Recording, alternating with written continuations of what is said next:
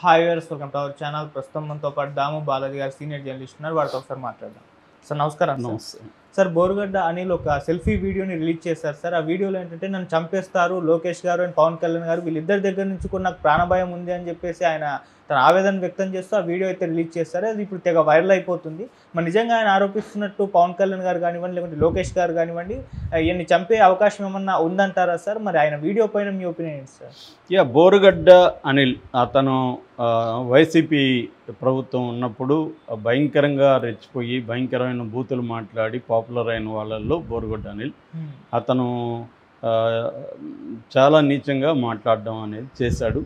So కానీ అందరూ చెప్పినా ఇప్పుడు వినలేదు. తెలుగుదేశం వాళ్ళు బాగా గోల్ చేశారు. కానీ వైసీపీలో ఇలాంటి వాళ్ళని కొంతమందిని బాగా ప్రోత్సహించి వీళ్ళ దగ్గర చేయించారు. వీళ్ళు కూడా రెచ్చిపోయారు. సో ఆ క్రమంలో రాగానే వీళ్ళు ఎట్లాగో రెడ్ బుక్ పెట్టుకున్నారు. లోకేష్ ఎవరో అరెస్ట్ చేయాలి ఏంటో ఒక లిస్ట్ ఉంది ఆల్రెడీ. కాబట్టి ఫస్ట్ కేసులు పెట్టిన వాళ్ళల్లో వర రవీందర్ రెడ్డి, బోరుగడ్డ అనిల్ ఇలాంటి వాళ్ళు ఉన్నారు. బిగినింగ్ ఫస్ట్ గవర్నమెంట్ రాగానే ఫస్ట్ సోషల్ మీడియా మీదని, అంటే గతంలో వైసీపీ సోషల్ మీడియాలో ఎవరో రెచ్చిపోయారు, హీనంగా పోస్టులు పెట్టారు, పర్సనల్ అటాక్స్ ఎవరు చేశారు, బూతులు ఎవరు తిట్టారు, వాళ్ళని చట్అవుట్ చేసి వాళ్ళని అరెస్ట్ చేయడం మొదలుపెట్టారు. అలాగే బోరుగడ్డ అనిల్ని అరెస్ట్ చేశారు. ఇక్కడ వీళ్ళ మోడస్ ఆపరేషన్ ఏంటంటే, ఒకటి అరెస్టులు చూపించకుండా పట్టుకొని రావడం, పోలీస్ స్టేషన్లో కొట్టడం, తిప్పడం, కేసులు పెట్టడం, కోర్టుకు పెట్టకపోవడం అనేది బిగినింగ్లో మనకు బాగా కనబడుతుంది. ముఖ్యంగా సోషల్ మీడియాలో ఉన్న వాళ్ళ మీద ఇది జరిగింది. ఎందుకంటే హెబియస్ కార్పస్ పిటిషన్లే ఎప్పుడూ లేనన్ని వచ్చాయని సాక్షాత్తు హైకోర్టు జడ్జే ప్రకటించారు. నా జీవితంలో ఎప్పుడు చూడనన్ని హెబియస్ కార్పస్లు ఇప్పుడు ఎందుకు వస్తున్నాయని. అంటే హెబియస్ కార్పస్ ఎప్పుడు వస్తుంది? ఇంట్లో నుంచి మనిషిని ఎత్తుకెళ్ళిపోతారు పోలీసులు, కోర్టుకు బెటరు, ఎక్కడున్నాడో చూపిరు. అలాంటప్పుడు హెబియస్ కార్పస్ వేస్తారు. అంటే ఒక మనిషి మిస్సింగ్, ఈ మనిషిని కోర్టుకు పెట్టమని పోలీసులకు చెప్పండి అని రిక్వెస్ట్ చేసే ఒక రిట్ను హెబియస్ కార్పస్ అంటారు. సో ఇది మామూలుగా గతంలో గవర్నమెంట్ని వ్యతిరేకించే ఉద్యమకారుల మీద, నక్సలైట్ల మీద, పౌరకుల నాయకుల మీద, ఇలాంటి వాళ్ళ మీద తప్పుడు కేసులు పెట్టి వాళ్ళని ప్రభుత్వాలు ఎత్తుకెళ్ళిపోయేవాళ్ళు, కోర్టులు పెట్టకుండా హింసిస్తూ ఉండేవాళ్ళు. అప్పుడు హెబియస్ కార్పస్ పిటిషన్లు వేసేవాళ్ళు. ఇప్పుడేమవుతుంది, వాళ్ళకంటే కూడా ప్రతిపక్షాల మీద ఇవన్నీ పెట్టడం మొదలైంది. ప్రతిపక్షాలని మిస్సింగ్లు తీసుకెళ్ళడం, వాళ్ళని ఎక్కడున్నారో చెప్పకపోవడం, ఇది ఈ ప్రభుత్వం బలంగా చేస్తున్నట్టు మనకి తెలుస్తుంది. సో ఇతన్ని కూడా అలాగే చేశారని చెప్తున్నారు. దాని తర్వాత ఇతన్ని కోర్టుకు పెట్టారు. అయితే ఇతని మీద తెలుగుదేశం మీడియాకి, గవర్నమెంట్ కంటే కూడా తెలుగుదేశం మీడియాకి ఎక్కువ కోపం ఉంది. ఫర్ ఎగ్జాంపుల్ ఆంధ్రజ్యోతి తనను వదలకుండా వెంటాడుతూనే ఉంది. అతనికి బెయిల్ వచ్చినా కూడా అతను మాయమైపోయాడని మొన్న పెట్టింది. బెయిల్ వచ్చి బయటకు వచ్చాడు, అతను మాయమైపోయాడని పెట్టి ఆ లోపల కథనం చూస్తే చాలా సిల్లీగా ఉంది. ఇది ఆంధ్రజ్యోతి స్థాయి పత్రికలాగా వార్తలు రాస్తుందా అనిపించేట్టుగా ఉంది. ఏముందంటే జైలు సూపరింటెండెంట్ బెయిల్ ఇవ్వాలంటే వాళ్ళ పై అధికారులకి, బెయిల్ మీద విడుదల చేయాలంటే పై అధికారికి చెప్పాలంట, రెండోది పోలీస్ స్టేషన్లో చెప్పాలంట.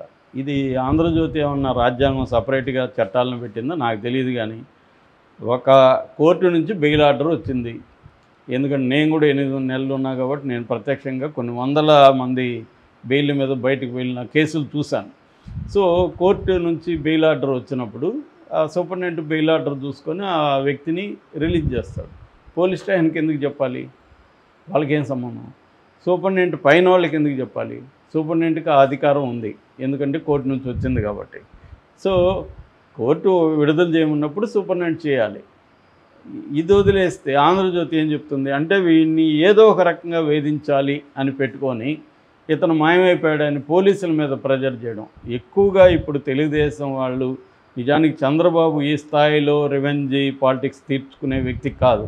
కానీ చంద్రబాబు కూడా ఇప్పుడు చేతులు ఎత్తేసాడు, నిస్సహాయుడైపోయాడు. మీడియాకి బందీ ఆయన, ఇటు పవన్ కళ్యాణ్కి బందీ, లోకేష్కి బందీ, అక్కడ మోడీకి బందీ.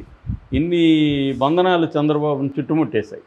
దాంతో మీడియా ఏం చేస్తుంది, ఇంకా రెచ్చిపోతుంది. వీళ్ళ మీద ప్రతీకారం తీర్చుకో, చంపే, నరికే అన్న స్థాయిలో మీడియా రెచ్చిపోయి రాస్తుంది. సో ఇదే పరిస్థితి రేపు వాళ్ళకి రాదా అనేది కూడా ఆలోచించట్లేదు. ఎవరు చరిత్ర నుంచి నేర్చుకోరని చెప్పడానికి ఇప్పుడున్న మీడియా ఒక సాక్ష్యం. వీళ్ళు రెచ్చిపోయి ఇదే విధంగా మాట్లాడుతున్నారు. సో గతంలో అదే జరిగింది. జగన్ ఉన్నప్పుడు వాళ్ళ సోషల్ మీడియా కావచ్చు, సాక్షి కావచ్చు ఇలాగ రెచ్చిపోయింది. కానీ ఇప్పుడు ఈ డిగ్రీలో ఈ స్థాయిలో మాత్రం అప్పుడు లేదని చెప్పొచ్చు మనం. వీళ్ళు ఇంకా పెంచారు. పెంచడానికి వీళ్ళకుండే కసి అదంతా ఉండొచ్చు. రేపొద్దున వాళ్ళు ఇంకా పెంచుతారు. ఇది అంతం లేకుండా ఒక విశేష సర్కిల్లో రాను రాను పెరుగుతూనే వెళ్తూ ఉంటుంది. దీనికి ఎండ్ అనేది ఉండదు. ఈ మొత్తం ప్రాసెస్లో రాజ్యాంగాన్ని, ప్రజాస్వామ్యాన్ని, ఒక ప్రాసెస్ అంటాం, జ్యుడిషియల్ ప్రాసెస్ని, దీన్నన్నింటినీ బ్రేక్ చేసేస్తున్నారు. ఒక న్యాయబద్ధంగా కేసులు పెట్టట్లేదు, న్యాయబద్ధంగా అరెస్టులు చూపించట్లేదు, న్యాయబద్ధంగా కంప్లైంట్లో ఉన్న సెక్షన్లు పెట్టట్లేదు. ఇవన్నీ నేను చెప్పడం కాదు, హైకోర్టులే చెప్తున్నాయి. ఆంధ్రప్రదేశ్ హైకోర్టు చెప్పిన దాన్ని నేను కోర్టు చేస్తున్నా. ఇవి జరగట్లేదు. సో అంటే మేము అవన్నీ పాటించాం, మా చేతిలో అధికారం ఉంది, ఏం చేస్తారో చేసుకోండి అన్న ధోరణి ఈ ప్రభుత్వంలో కనిపిస్తుంది. అలాగే మీడియా ఇతన్ని మామూలుగా ఇతనికి ఫస్ట్ ఏమో ఫిబ్రవరి 14 నుంచి 28 వరకు ఇతను ఇంటీరియం బెయిల్ అడిగాడు కోర్టుని. ఎందుకు అడిగాడంటే, మా అమ్మ ఓపెన్ హార్ట్ సర్జరీ ఉంది చెన్నైలో, నేను దగ్గర ఉండాలి, మా అమ్మకి 4 కూతుళ్ళు, నేను ఒక్క కొడుకు, 4 కూతుళ్ళు పెళ్ళిళ్ళు అయిపోయింది కాబట్టి వాళ్ళు అటెండ్ అవ్వడం కష్టం అవుతుంది, నేను మా అమ్మను చూసుకోవాలి అని ఇతను కోర్టుకి వెళ్ళాడు. కోర్టు ఇతనికి 14 నుంచి 28 వరకు ఇచ్చింది. ఎందుకంటే కోర్టుకి తను మెడికల్ హాస్పిటల్ 12న వాళ్ళ మదర్ చేరింది. వాళ్ళ మదర్ హాస్పిటల్ అడ్మిట్ అయిన ఫామ్స్ అవన్నీ చూపించాడు. ఆమెకి ఓపెన్ హార్ట్ సర్జరీ అవ్వాలని డాక్టర్ ఇచ్చినవి అవన్నీ కోర్టుకి సబ్మిట్ చేశాడు. కోర్టు అవన్నీ వాస్తవం కాదా పోలీసుల్ని చెక్ చేసుకోమనింది. వాస్తవం అన్నప్పుడు కోర్టు ఇతనికి బెయిల్ ఇచ్చింది. ఎందుకంటే వాళ్ళమ్మ 12 అయింది, 18 సర్జరీ అయింది, 24 డిశ్చార్జ్ అయింది. తర్వాత కూడా ఎక్స్టెండ్ చేయమని ఇతను అడిగాడు కోర్టుని, కానీ కోర్టు ఒప్పుకోలేదు. సో ఇతను 23వ తేదీ ఈవినింగే పోలీసులకి సరెండర్ అయిపోయాడు. అంటే జైల్లో మళ్ళీ వెళ్ళాలి కాబట్టి జైలుకి వెళ్ళిపోయాడు, జైల్లో ఉన్నాడు. తర్వాత మళ్ళీ బెయిల్కి ఈయన అప్లై చేసుకున్నాడు. బెయిల్ ఎక్స్టెండ్ చేస్తూ మళ్ళీ ఏం చేశారంటే, ఇతను గుంటూరులో లలిత హాస్పిటల్లో ఇతనికి కార్డియాలజిస్ట్ ద్వారా మళ్ళీ ఒక సర్టిఫికేటు, రాఘవ శర్మ డాక్టరు, ఆయన ఇచ్చిన సర్టిఫికేట్ పెట్టి మళ్ళీ బెయిల్ని ఎక్స్టెండ్ చేసుకొని బెయిల్ బయటకు వచ్చాడు. ఇది జరిగితే ఇప్పుడు బెయిల్ నుంచి ఆయన బయటకు వచ్చాడు. కానీ వీళ్ళు ఏం రాశారు, అందరూ చాలా పెద్ద ఐటము, ఇతను మాయమైపోయాడు, జైల్లో అక్రమం వదిలేశాడు, కోర్టును కూడా మ్యానిపులేట్ చేశాడు, ఇలాగ రాశాయి. కోర్టు కూడా ఇది కానీ తప్పు అయితే, అంటే ఇతను ఇచ్చింది కానీ నకిలీది అయితే మీరు ఇచ్చేయండి. సో పోలీసుల మీద ప్రెజర్ తీసుకురావడం కోసం వీళ్ళు చేశారు. దాంతో ఇప్పుడు అతను మళ్ళీ ఒక వీడియో చేసి, నేను ఎక్కడికి పారిపోలేదురా బాబు, నేను బెయిల్ మీద బయట ఉన్నాను అని చెప్పాడు. దాంతోపాటు అతను నన్ను కొట్టారు కర్నూలు పోలీసులు, కాలర్ బోన్ కూడా ఇరిగిపోయింది నాకు అని చెప్పాడు. దాని తర్వాత నన్ను చంపేస్తారేమో భయంగా ఉంది నాకు, ఖచ్చితంగా చంపేస్తారు వాళ్ళు అనుకుంటే గంటల్లో చచ్చిపోతాను నేను అనేది చెప్పారు. వాళ్ళు అనుకుంటే ఖచ్చితంగా గంటల్లో ఇట్లాంటి వాళ్ళని చంపేయడం పెద్ద విషయం కాదు. ఏముంది, వాళ్ళ చేతిలో పవర్ ఉంది, ఎవరు నన్ను పంపించి చంపేయడం పెద్ద విషయం కాదు. కాకపోతే చంపుతారా లేదనేది మనకు తెలియదు. నేనైతే చంపరని అనుకుంటున్నాను. ఎందుకంటే చంపితే వాళ్ళకి నెగిటివ్ అయితే వస్తుంది. నెగిటివ్ వచ్చినా పర్లేదు, లాస్ట్ 1 ఇయర్లో మనం మ్యానిపులేట్ చేసేద్దాం అనుకునే వాళ్ళని ఎవరేం చేయలేరు.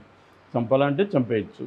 సో ఎందుకంటే స్టేట్ వైలెన్స్ అంటారు, రాజ్యహింస అనేది నేను చిన్నప్పటి నుంచి చూస్తూనే ఉన్నాను. వాళ్ళకి ఇష్టం లేని వ్యక్తుల్ని, వాళ్ళకి ఇబ్బందికరమైన వ్యక్తుల్ని చంపిన సంఘటనలు అనేకం ఉన్నాయి. కొన్ని వందల మందిని మాయం చేసిన సంఘటనలు ఈ రాష్ట్రంలో ఉమ్మడి ఆంధ్రప్రదేశ్లో ఉన్నాయి. కాబట్టి ఇది జరగదని మనం ఏం చెప్పలేం. ఎందుకంటే ఇప్పుడు కూడా చూస్తే మొత్తం రాజ్యాంగ వ్యతిరేక, చట్ట వ్యతిరేక, సుప్రీంకోర్టు తీర్పుల వ్యతిరేక కార్యక్రమాలని ఈ ప్రభుత్వం చేస్తుంది. అరెస్టులు చేసేటప్పుడు వాళ్ళు అరెస్టు అవ్వాల్సిన నేరం చేశారా లేదా అనేది వేరే చర్చ. ఎందుకంటే 7 ఏళ్ల లోపల నేరం చేస్తుంటే అరెస్ట్ చేయకూడదని సుప్రీంకోర్టు అనేకసార్లు చెప్పింది. ఇవన్నీ కూడా 7 ఏళ్ల లోపల నేరాలే, ఏవి ఈ పోస్టులు పెట్టడం, బూతులు తిట్టడం ఇవన్నీ.